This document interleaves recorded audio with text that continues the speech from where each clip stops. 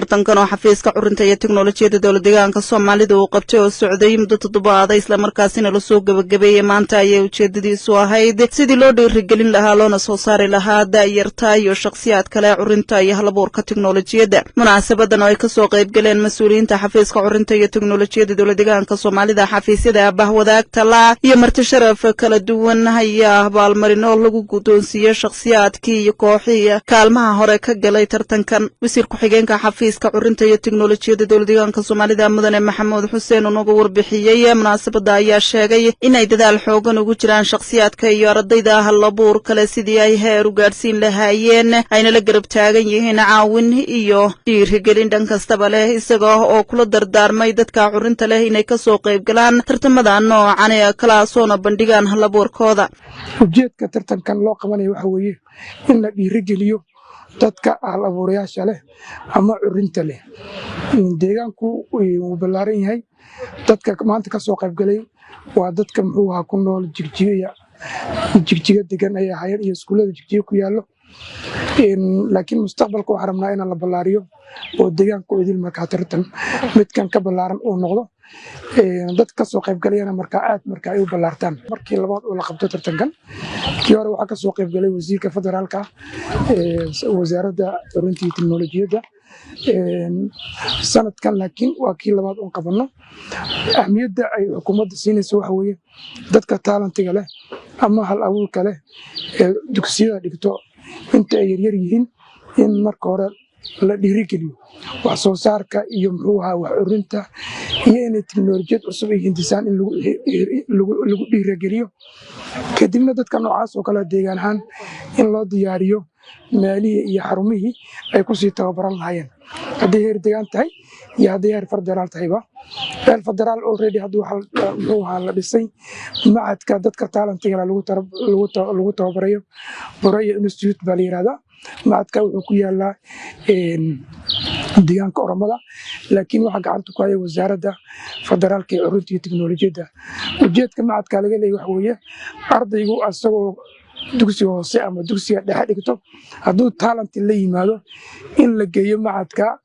talentigii uu halkaa uu la yimid wuxuu u baahnaa facility la siiyo ilaa heer jaamacadeed oo socda markaa ilaa heer jaamacadeed ilaa degree la caawiyo qofka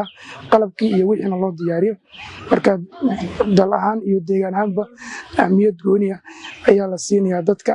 talentiga leh ama curinta leh maxaa yeelay teknolojiyaddan aan isticmaalayno wadamo kale bay nooga timid dad ayaga la mid ah unbaa curiyey laakiin maxay uga duwan yihiin waxay uga duwan yihiin environmentalka ama biyaada wax ku soo barteen unbaa lagu kala duwan yahay marka dadka curinta leh ama isku haya fikir fiican ee wax ummadda bulshada nololeedkeeda wax ka bedelayo hadday tahay dhanka xoolaha hadday tahay xagga beeraha hadday tahay teknolojiyooyinkan casriga ee programyada ah ani walba dhan walba qofku wax ka keeni karo xafiisku diyaar buu leeyahay inuu ka caawiyo marka dhalinyartu waxaan ku dhiirigelinaa inay ka soo qayb qaataan aad bay u mahadsanyihiin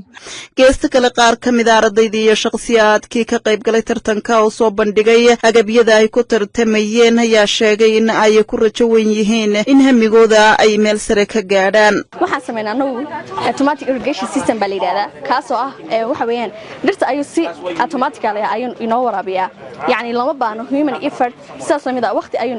inoo naqsaa يعني waqti badan naga baayo just lama baano inaad timaadid oo adigu aroorta soo kacdid dhirtaada aad waraabisid isaga laftarkiisa ayaa ku waraabinay sababtoo ah moisture sensor ay leeyahay waxa la yiraahdaa moisture sensor wuxuu faa'iido noo leeyahay inuu dhirtu qalalan yahay iyo inay qoyan tahay ayuu noo kala sheegaa iftiinkan ayuu ku dul qoraa yani moisture sensor faa'iidada weyn oo inoo qabto waxaas waxaan hadda soo saaray laba design oo generator aan shidaal ku shaqeyneen oo wax qiiq ah yaraatay oo tuurin shidaal lagu shubay la iska agseexan karo qaylo lahayd dhawaaq lahayn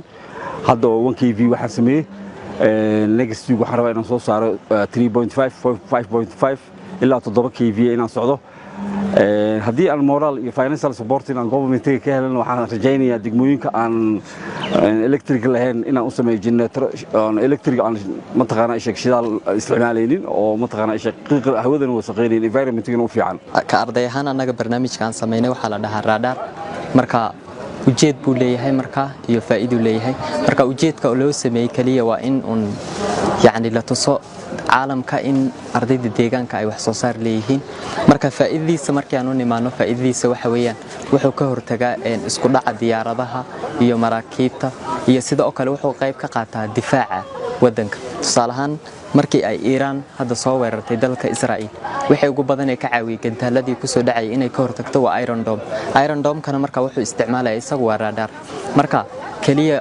kuma koobna intaas waxa kale oo faa'iido u leeyahay sida oo kale night visionka habeenkii oo kale markii aan wax la arkin oo kale in radar la isticmaalo si shayga lumay si dib yar looga soo helo fire control projectigaas wuxuu ka caawinayaa dadka inay ka xakameeyaan amba ay ka hortagaan kiisaska dabka ee jira maadaama ay jiraan kiisas badan oo dab oo ka dhacay magaalada Jigjiga gaar ahaan sanadkan gudihiisa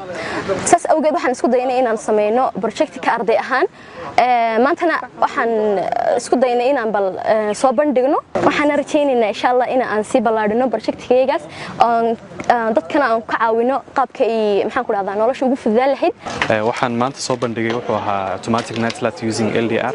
waa leerka ku shaqeynaya habeenkii maalinka isagoo isdaaraya isna daminaya maalinkii